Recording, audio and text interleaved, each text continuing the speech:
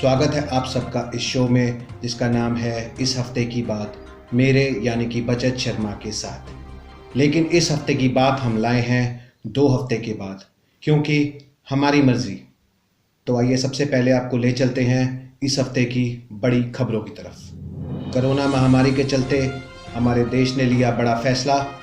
Lockdown की अवधि 3 मई से बढ़ा करके 17 मई तक की गई। मशहूर अभिनेता इरफान खान और ऋषि कपूर का देहांत मुंबई में हुआ। पहले चल बसे इरफान और फिर दुनिया छोड़ गए ऋषि कपूर जी। दोनों ही लड़ रहे थे कैंसर से। कश्मीर के हंदवारा इलाके में भारतीय फौज ने मार गिराया आतंकवादियों को। एंटी टेरर ऑपरेशन में जवाबी हमले में 5 फौजी भी मारे गए, जिनमें शामिल थे एक कर्नल और एक मेजर। पंजाब पुलिस के एएसआई हरजीत सिंह पीजीआई चंडीगढ़ से डिस्चार्ज होकर पहुंचे अपने घर पटियाला में। सरकार और लोगों ने किया उनका बड़ा सम्मान। डीजीपी ने दी उनके बेटे को भी पुलिस में नौकरी। कुछ दिन पहले एक हमले में सिख निहंग ने काटा था एएसआई हरजीत सिंह का हाथ। लेकिन जैसे कि आपको हम पहले भी बता चुके हैं कि ये सारी खबरें तो आपको असली पत्रकार असली चैनल के जरिए बता ही देंगे। हम चलते हैं बाकी खबरों के पीछे छुपी हुई फालतू खबरों की तरफ। क्यों दुकान खोल कर रखी थी? मैंने खली की लेना आया मेरी। खली नहीं है, पूरी दुकान खोल। खली के लिए तो उधर दुकान खोलने की क्या जरूरत थी? और ये क्या हो गया? क्यों बाथरूम क्यों कर दी? लग गए, क्या करें? लग गई। दुकान खोलते समय शर्म नहीं आई? अरे सर बाकी व्यापारी सब बेवकूफ है जो बंद करके रखे, लालची। एक दिन में बन जाएगा, अंबानी बन जाएगा एक दिन में। बंद कर देता हूं आपके कहने से। बेशर्म लोगों की जान जाएगी, कौन जवाबदार रहेगा? अब पुलिस के डर से फिर मुंह दिए। अरे कहाँ के मुँह नहीं कहा जैसा, तो ठीक है। जब हमने आखिरी बार आपसे बात की थी तब से लेके अब तक काफी कुछ हो चुका है। सबसे पहले चलते हैं इन सब की जड़ की तरफ। ये कहानी शुरू हुई जब देश के प्रधानमंत्री ने टीवी पे आके कुछ कहा। मोदी जी आए थे। का कहे हो? कह रहे थे लॉकडाउन एक्सटेंड हो सकता है। अरे राम, ये तो लग गई धोख से। और ऐसा ही कुछ हुआ भी। बहुत से लोगों की कई तरह की परेशानियां सामने आईं और वाकई में इनकी परेशानियां कोरोना महामारी की परेशानी से काफी बड़ी हैं। अब ये पेट तो मांगता है, इसने तो शाम को खाना है। अगर कुछ नहीं होगा तो क्या होगा आप मुझे बताएं। 4 मेरी वाइफ है, 26 मेरे बच्चे हैं, 12 बेटी हैं, 14 बेटे। अब उनको बताओ किधर से ला के दूं। बहुत से लोग इस बात से भी परेशान थे कि लॉकडाउन के चलते वो खाना कहाँ से खाएंगे और अपने परिवार को कैसे खिलाएंगे। हालांकि इसके चलते कई लोग जगह जगह खाना बांट रहे हैं, लेकिन फिर भी काफी बड़ी परेशानी खुल के सामने आई। जो राशन, जो कच्चा राशन आता है वो नहीं आ रहा है। यहाँ के जो नगर सेवक है वो हमें खाना दे रहे हैं, पर एक ही जो डिश दे रहे हैं बार बार हम कितने दिन खाएंगे।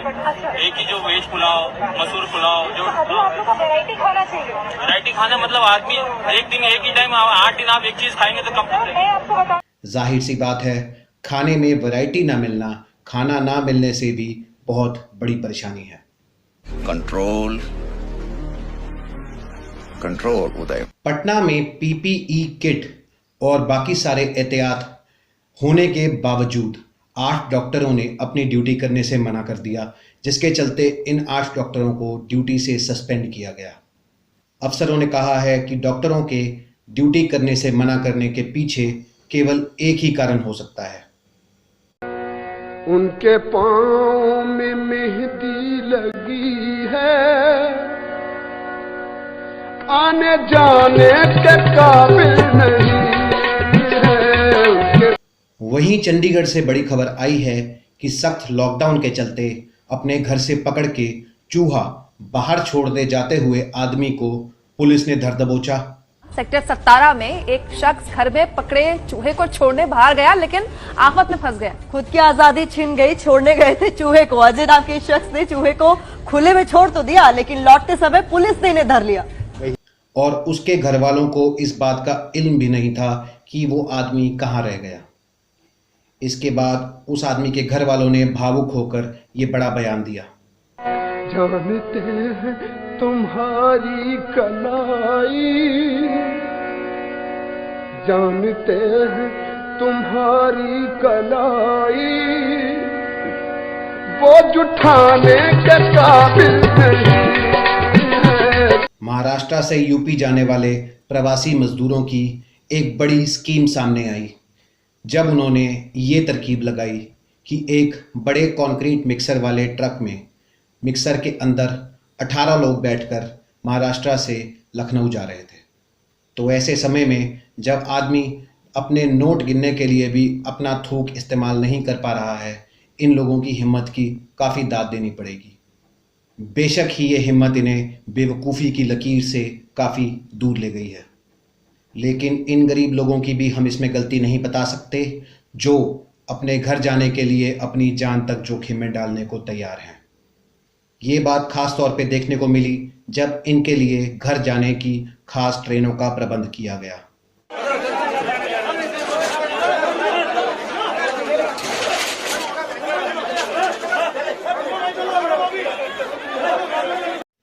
गरीब से एक खबर और सामने आई है।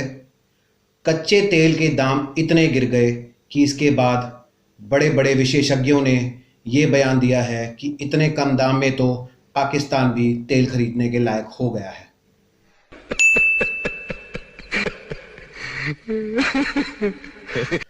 कुछ समझदार लोगों को तो लॉकडाउन बढ़ने की खबर ये कहकर बताई जा रही है कि सरकार ने लूडो खेलने की अवधि बढ़ा के 17 मई तक कर दी है।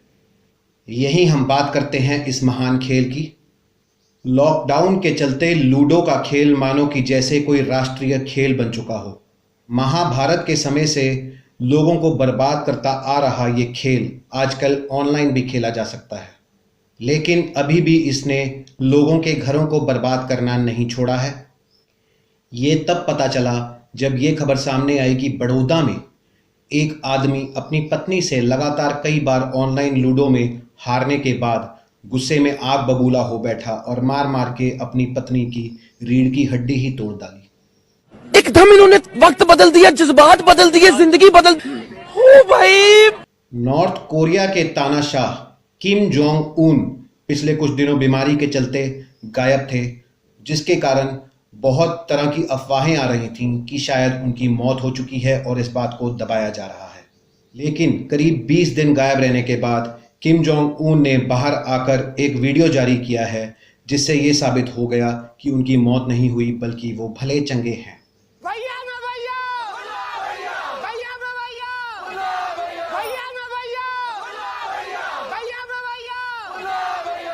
इसके बाद नॉर्थ कोरिया की सरकार के एक बड़े अफसर ने यह बड़ा बयान दिया।